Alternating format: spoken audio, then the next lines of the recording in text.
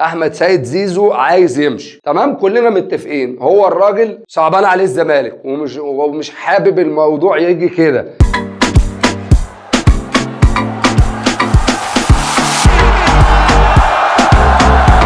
السلام عليكم ورحمة الله وبركاته.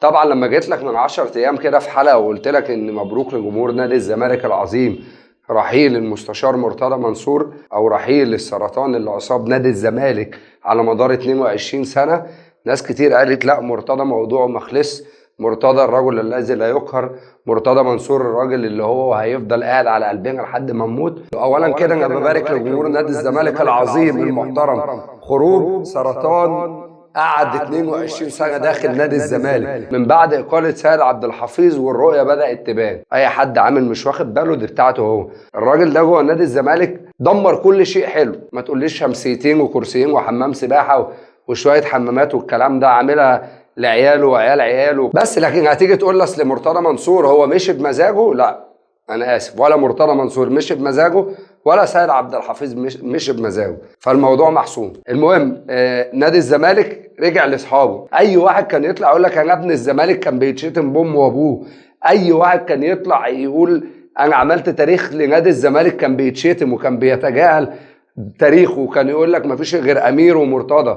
فمبروك لنادي الزمالك رجوعه تاني لاصحابه. اتمنى من كل الناس جوه نادي الزمالك تشتغل لمصلحه نادي الزمالك. انا كاهلاوي اتمنى اشوف نادي الزمالك بينافس على دوري ابطال افريقيا زي الاول، اتمنى اشوف ماتش الاهلي والزمالك 4-3، اتمنى اشوف لقاءات الاهلي والزمالك ديربي بجد، لان فعلا احنا شمتنا فينا الناس اللي فعلا الناس ما تعرفش حاجه عن الكوره، الناس ما كانت عارفه، ما تعرفش الكوره مدوره ولا مربعه.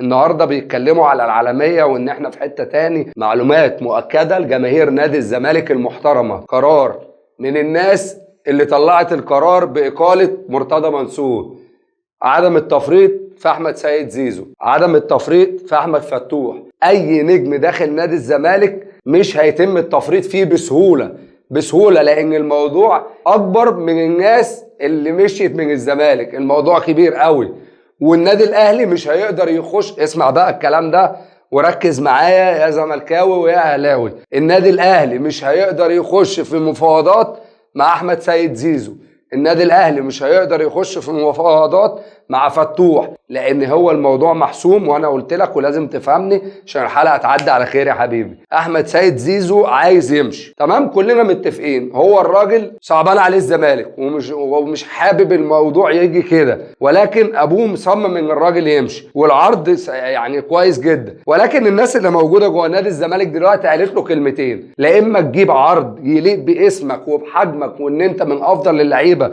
اللي موجوده في افريقيا دلوقتي، لا اما مش هتمشي. وهم الناس مش عايزين يمشوه، يعني الموضوع مش ضحك ولا هزار، ولا الناس دي بتستخف بعقول جماهير نادي الزمالك. الناس اللي ماسكه نادي الزمالك دلوقتي ما بيضحكوش على جمهور نادي الزمالك. احمد سيد زيزو مش هيمشي الا بعرض، حرفيا هتجيب فرقه تانية لنادي الزمالك وهتجيب فرقه كويسه.